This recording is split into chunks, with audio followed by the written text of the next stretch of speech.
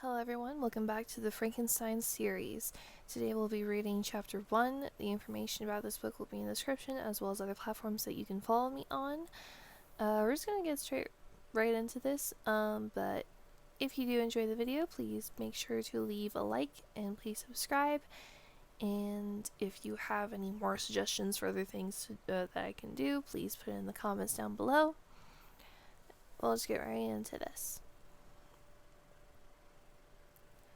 Chapter 1. I am by birth a Genovese, and my family is one of the most distinguished of that republic. My ancestors had been for many years councillors and syndics, and my father had filled several public situations with honor and reputation. He was respected by all who knew him for his integrity and indefatigable attention to public business. He passed his younger days perpetually occupied by the affairs of his country. A variety of circumstances had prevented his marrying early, nor was it until the decline of life that he became a husband and the father of a family. As the circumstances of his marriage illustrate his character, I cannot refrain from relating them. One of his most intimate friends was a merchant, who, from a flourishing state, fell, through numerous mischances, into poverty. This man, whose name was Beaufort, was of a proud and unbending disposition and could not bear to live in poverty and oblivion in the same country where he had formerly been distinguished for his rank and magnificence. Having paid his debts, therefore, in the most honourable manner, he retreated with his daughter to the town of Lucerne, where he lived unknown and in wretchedness. My father loved Beaufort with the truest friendship, and was deeply grieved by his retreat in these unfortunate circumstances. He bitterly deplored the false pride which led his friend to a conduct so little worthy of the affection that united them. He lost no time in endeavouring to seek him out, with the hope of persuading him to begin the world again through his credit and assistance. Beaufort had taken effectual measures to conceal himself, and it was 10 months before my father discovered his abode. Overjoyed at this discovery, he hastened to the house, which was situated in a mean street near the Ruse. But when he entered, misery and despair alone welcomed him. Beaufort had saved but a very small sum of money from the wreck of his fortunes, but it was sufficient to provide him with sustenance for some months, and in the meantime he hoped to procure some respectable employment to a merchant's house. The interval was, consequently, spent in inaction. His grief only became more deep and rankling when he had leisure for reflection, and at length it took so fast hold of his mind that at the end of 3 months he lay on a bed of sickness, incapable of any exertion. His daughter attended him with the greatest tenderness, but she saw with despair that their little fund was rapidly decreasing, and that there was no prospect of support. But Caroline Beaufort possessed a mind of an uncommon mould, and her courage rose to support her in her adversity. She procured plain work, she plaited straw, and by various means contrived to earn a pittance scarcely sufficient to support life. Several months passed in this manner. Her father grew worse. Her time was more entirely occupied in attending him. Her means of subsistence decreased, and in the 10th month her father died in her arms, leaving her an orphan and a beggar. This last blow overcame her, and she knelt by Beaufort's coffin, weeping bitterly.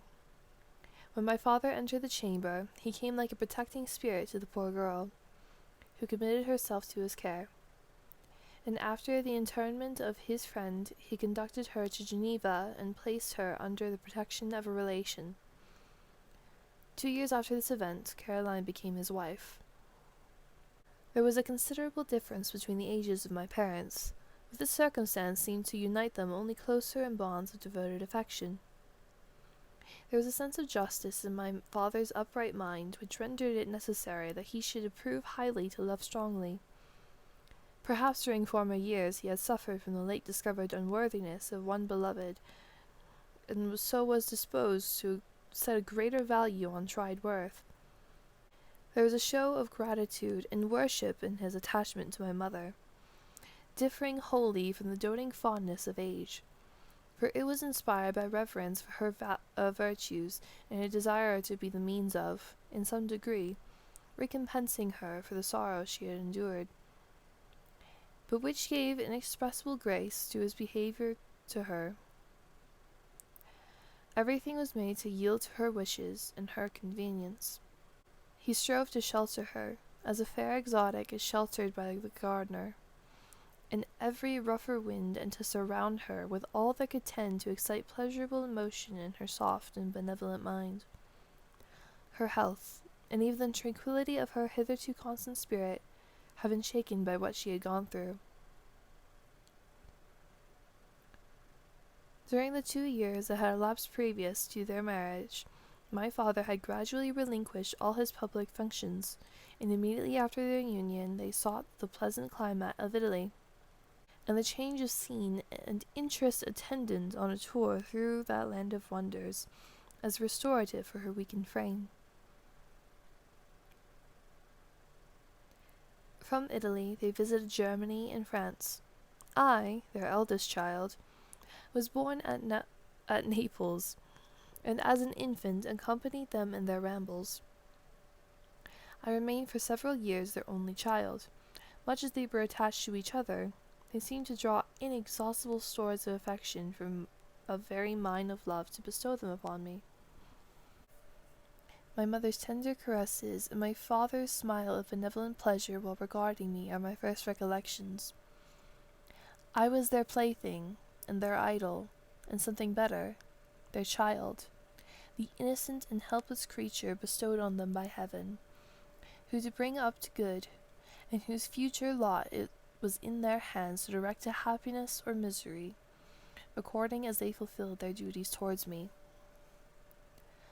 With this deep consciousness of what they owed towards the being to which they had given life, added to the active spirit of tenderness that animated both, it may be imagined that while during every hour of my infant life I received a lesson of patience, of charity, and of self-control, I was so guided by a silken cord that all seemed but one train of enjoyment to me.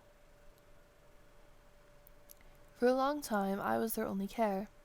My mother had much desired to have a daughter, but I continued their single offspring. When I was about 5 years old, while making an excursion beyond the frontiers of Italy, they passed a week on the shores of the Lake of Como. Their benevolent disposition often made them enter the cottages of the poor. This, to my mother, was more than a duty. It was a necessity, a passion. Remembering what she had suffered and how she had been relieved, for her to act in her turn the guardian angel to the afflicted. During one of their walks, a poor cot in the foldings of a veil attracted their notice as being singularly disconsolate, while the number of half-clothed children gathered about it spoke of penury in its worst shape. One day, when my father had gone by himself to Milan, my mother, accompanied by me, visited this abode. She found a peasant and his wife, hard-working, bent down by care and labor, distributing a scanty meal to 5 hungry babes. Among these there was one which attracted my mother far above all the rest. She appeared of a different stock. The 4 others were dark-eyed, hardy little vagrants. This child was thin and very fair.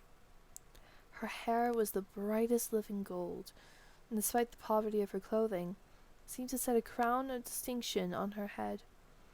Her brow was clear and ample, her blue eyes cloudless, and her lips in the moulding of her face so expressive of sensibility and sweetness, that none could behold her without looking on her as of a distinct species, a being heaven-sent, and bearing a celestial stamp in all her features. The peasant one, perceiving that my mother fixed eyes of wonder and admiration on this lovely girl, eagerly communicated her history. She was not her child, but the daughter of a Milanese nobleman. Her mother was a German and had died on giving her birth.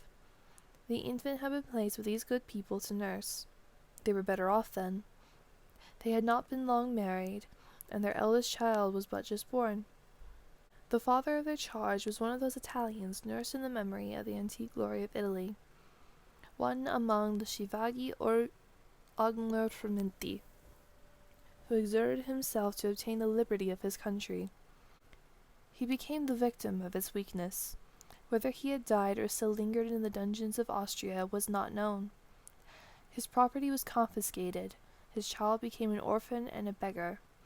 She continued with her foster parents and gloomed in her rude abode, fairer than a garden rose among dark-leaved brambles.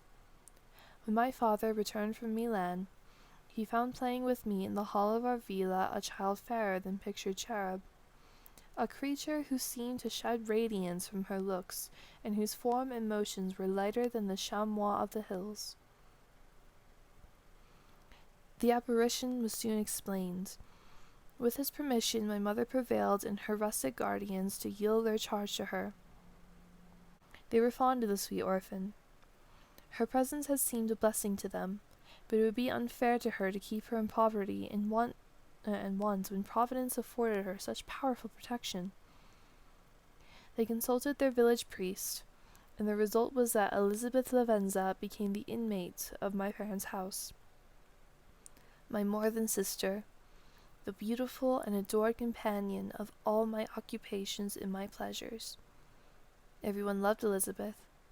The passionate and almost reverential attachment with which all regarded her became, while I shared it, my pride and my delight. On the evening previous to her being brought to my home, my mother had said playfully, "I have a pretty present from my Victor. Tomorrow he shall have it." And then, on the morrow, she presented Elizabeth to me as her promised gift. I, with childish seriousness, interpreted her words literally and looked upon Elizabeth as mine to protect, love, and cherish. All praises bestowed on her I received as made to a possession of my own. We called each other familiarly by the name of cousin. No word, no expression could body forth the kind of relation in which she stood to me. My more than sister, since till death she was to be mine only.